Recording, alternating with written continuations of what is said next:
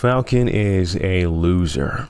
Let me explain. The first time we see him is in Captain America Civil War in 2014, when Cap runs circles around him at the National Mall. He tries to race Cap and obviously loses. This sets the precedent for his entire existence in the MCU. His first chance to show what he's got is in the highway scene versus Winter Soldier and Hydra. He does a fantastic job, phenomenal even, but they all get captured anyway. His next fight, he's helping Cap take down helicarriers in the third act, but when he encounters Bucky, he literally gets his wings plucked. Later in the movie, he goes to ambush Rumlow, aka Crossbones, and immediately regrets it. I mean, he's getting whooped. Luckily, the helicarrier crashes into the building, and he barely escapes with his life. But they all did save the day, so he gets a W. Falcon isn't in any fights in Age of Ultron, not even the last one. Fury probably thought, man, this dude couldn't win a fist fight. There's no way he's ready for an Avengers level threat. We next see Falcon in the Ant-Man movie, when Scott Lang shows up to Avengers HQ, beats the schmickaroons out of him, and leaves. Oof, that's brain damage. We next see him in Civil War, first in Nigeria, where he, Cap, Wanda, and Widow go and stop Crossbones and his gang. Although the bioweapon isn't stolen, Rumlow blows himself up and causes mass casualties. So, that's a loss. Honestly, Red Wing did have to work anyway.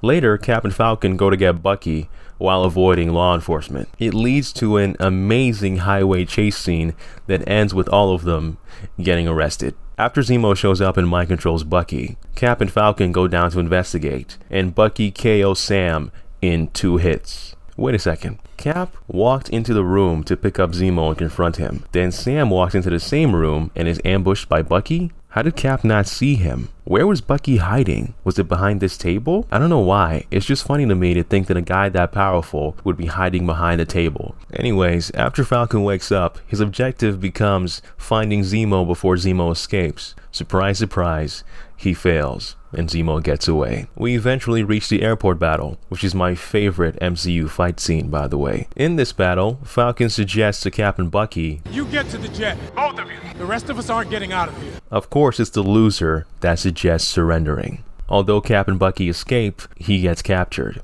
But not before Vision channels his inner cop and cripples the wrong black guy. Iron Man said, "Hey, what happened, man?" Vision said, "Hey, you know us AI systems can't discern black people. Get off my back." Anyways, Falcon goes over to help and gets folded by No Look. Next, we see him in Infinity War, where he gets another win during the Wanda and Vision ambush fight scene. But the scene is kind of weird to me. So Falcon gets the first hit on Proxima Midnight, right? Then he fires some rockets, which do absolutely nothing. Then he just disappears. Like, he straight up vanishes until the last second of the fight, where he kicks Proxima Midnight again. I guess he likes hitting girls. That's the only reason he was there. The scene reminds me of the Snyder Cut, where after Barry reverses time and helps Cyborg enter the mother box, he disappears. Barry is nowhere to be seen until after Steppenwolf gets killed. Then he just appears again to pose up a storm in front of Darkseid. Anyways, after this win, we see Falcon again during the Wakanda battle versus Thanos' army, which unfortunately ends for him as he bites the dust. Next, we see Falcon in Avengers Endgame when he returns with the iconic "on your left" line, stabs a giant orc thingy a little while later, and says, "What the hell is this?" when Carol Danvers shows up. And that's it. That's all he does. But the Avengers won. Therefore, he won. The Falcon and the Winter Soldier Disney Plus series is where you think we'd reach a turning point, but let's see if that's the case. Falcon gets his first win by stopping the kidnapping in that beautiful opening sequence, then catches an L by giving away Captain America's shield. He catches his next L by getting denied a loan. Yeah, I'm counting that. In episode 2, Falcon, Bucky, Walker, and Lamar get whooped by the Flag Smashers, but he does get a W for the Black Falcon conversation he has with this kid. Is it because I'm black and I'm the Falcon? Well, technically. So are you, like, black kid? In episode 3, Bucky breaks Zemo out of prison without Falcon's knowledge. I'll count it because it's not what Falcon wanted to happen. But he gets a W for the Trouble Man soundtrack interaction he has with Zemo. It captures the African-American experience. He's out of line, but he's right. He gets another L for stereotyping himself, saying that he looks like a pimp, and Zemo, of all people, has to check him on that. Only an American would assume a fashion-forward black man looks like a pimp.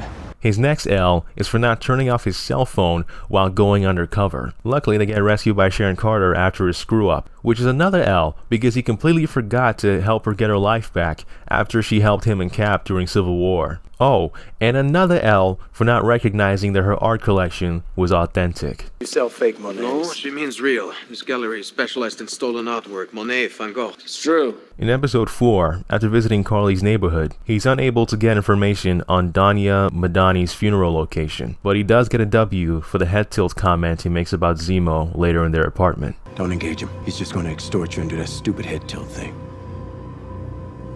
Later in the episode, he tries to talk to Carly and convince her to stop, but John Walker interferes prematurely, causing another L. After Home Team returns to their apartment, they are met by the Dora Milaje, who hands them another L. Oh, and Zemo escapes, so that's another L. In episode 5, after John commits a public execution, they jump him and take the shield. That's a big W. But later in the episode, he lets children play with a murder weapon by leaving it out.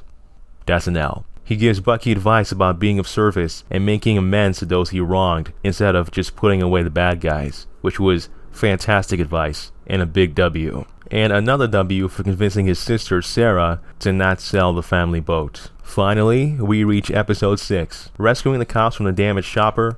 Big W. Oh, and apparently Red Wing is strong enough to carry a person? Okay. Rescuing the hostages with a coordinated attack with someone inside the helicopter? W. Catching the falling truck on some Superman-ish? Big W. The big speech about, I'm Cap, but I'm not the Cap you knew, and I don't give a damn what you think. Oh, massive W. Massive. Getting Isaiah Bradley's statue into the Captain America Museum? Phenomenal W. Oh, and I'll give him an extra W for counseling his fellow soldiers in Captain America Winter Soldier. And that brings his total score to whatever it is you see on the screen. I haven't counted it yet. Thanks for watching. It's the first time I'm doing a video like this, so, let me know what you think, and have a wonderful day. Bye.